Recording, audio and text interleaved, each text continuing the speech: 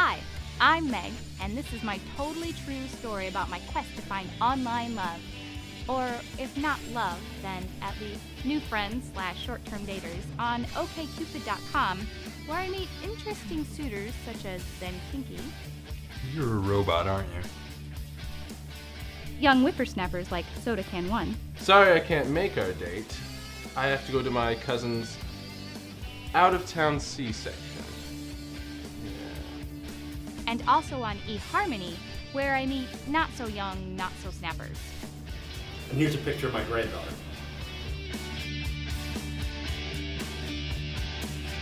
In which I get unawkward, fail to understand physics, and make a math. I am a nerd. Sometimes people don't believe this about me, although this ought to help. Which is too bad because I wear the nerd badge with honor. These people also don't believe that as a kid I was awkward and weird and picked on. So for skeptics in the crowd, I present to you a day in the life of 13-year-old Meg. 13-year-old Meg looks about 10, largely because she's uber short. So short that instead of getting to ride horses at summer camp, she has to ride the runty little pony who farts every time he takes a step. I grew eventually, but it took several years, and in the meantime I had a regrettable lack of boobs, which, when you're a teenager who loves boys, is most distressing.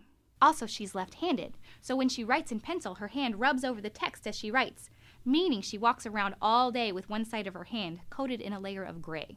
Which wouldn't be a big deal, except one day during study hall she realizes she can get rid of it by licking the side of her hand and wiping it on her jeans, which is such an absorbing activity that it takes her several minutes to notice that the teacher is exchanging amused glances with another student.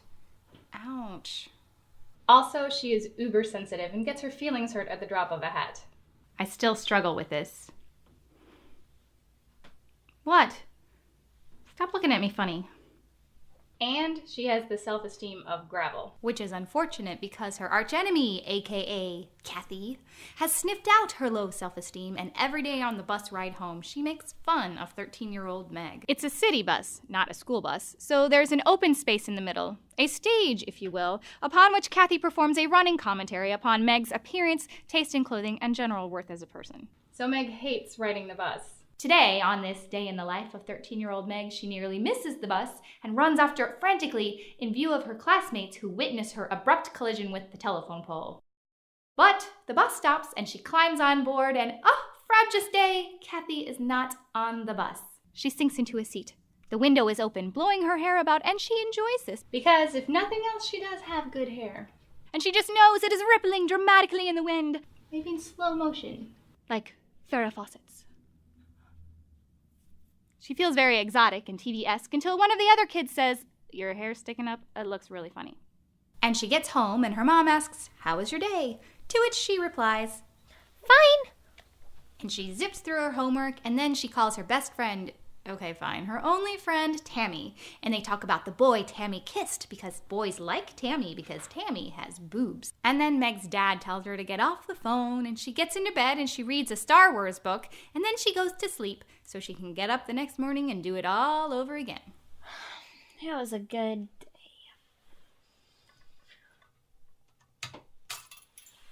Lo, these many years later, I have learned that Kathy was only 2/3 right.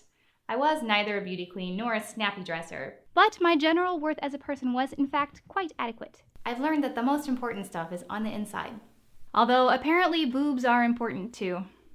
It is what it is. And, against all expectations, I like how I look on the outside now, too. Actually, I totally appreciate it because it's kind of like I won an award for most awkward childhood. And that helps, too. Why do I tell you all of this? Because Inner Meg is so darn happy that, instead of getting laughed at, she has learned how to laugh at life. And dude, is there ever a lot to laugh at.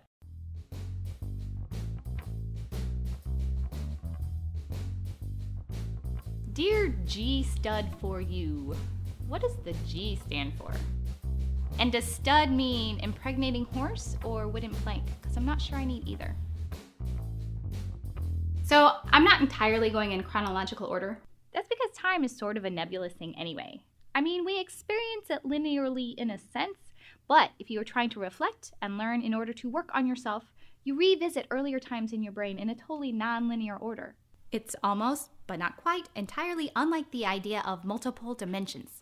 Just think, somewhere there's a universe in which you made entirely different decisions, and somewhere there you is living out an entirely different life, probably doing all the things you wish you could do now.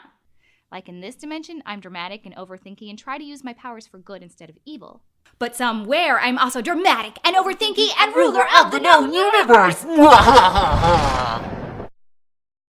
Are you sure you know what you're talking about? Totally. I saw it on Nova. Look, I'm super smart. If you're so smart, how come you've been divorced twice? Look, I can totally learn this. If I work on myself and I work really hard, someday I'll meet Mr. Right, and this time I will make it work. How do you know I'm not Mr. Right? You think I'm a robot? Man, that's hot. October 24th, 2010. All's quiet on the dating front. I haven't yet encountered Zen Kinky, or for that matter, Soda Can 1. I've just had the one date with the 53-year-old guy, which mostly involved me nervously chatting and neurotically checking the time so I could pick up my son from fencing lessons afterward. My eHarmony account expires in a week. My eyes have not yet been open to the weirdness of online dating, and I am sure love is just around the corner. Thus, I am bummed that my harmonious days are about to expire. I log on. No matches. I log on. No matches. I log on. No matches. I log on again. No matches. I log on yet again because you never know. But no. I log on. Finally, a match! Not too shabby. I'm slightly older than he is, but he seems to be a responsible young lad, at least based on his occupation, which is listed as law enforcement. Ah, a man in uniform. Interesting. I email man in uniform, and a couple of days later he replies. Pleased to meet you.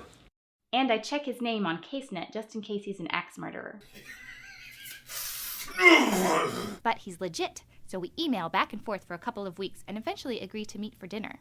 By this time, I have encountered Soda Can 1, so I brace myself for possible calamity and vow I will not fall to the floor weeping should man in uniform cancel. But my resolve is unnecessary. I arrive at the restaurant to find him waiting for me at the bar. He has a nice smile, and he's gentlemanly, and he smells good. Important. All of which I find promising. Being recently divorced, he's new to the dating scene, which is handy because we're both sort of equally clueless. As it turns out, law enforcement means he's a motorcycle cop. So, do you have any tips in case I want to rob a bank? Well, yes. Actually, what you do is you... I'm not going to repeat his advice in case there are any would-be bank robbers out there. I once went to a suicide prevention seminar, following which I told several people which methods of suicide are most effective. In retrospect, I hope these were all really happy people. But it does involve me in a wig, which is fun. He's also on the SWAT team, which, if you didn't know, because I didn't, stands for Special Weapons and Tactics, meaning when bad mojo is afoot, these are the guys the head honchos send in. This, by the way, is not a dimension of similarity.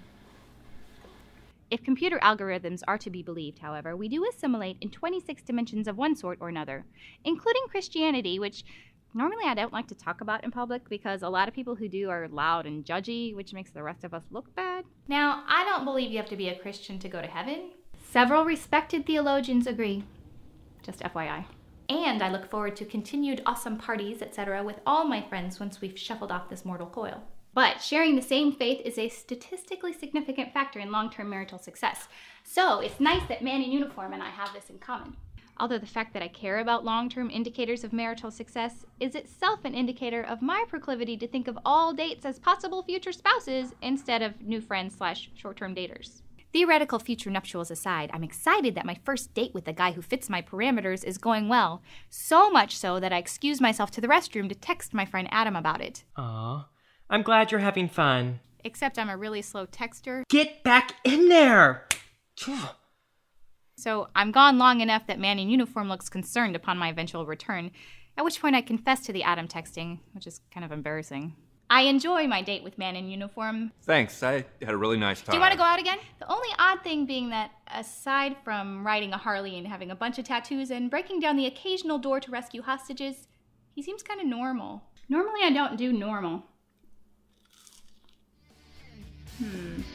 Meg Phillips had a nice date with a guy who is neither 14 years my junior nor 14 years my senior, and bonus, he did not text me about any impending baby removal procedures. You look better as 7 of 9. Resistance is pretty easy, actually.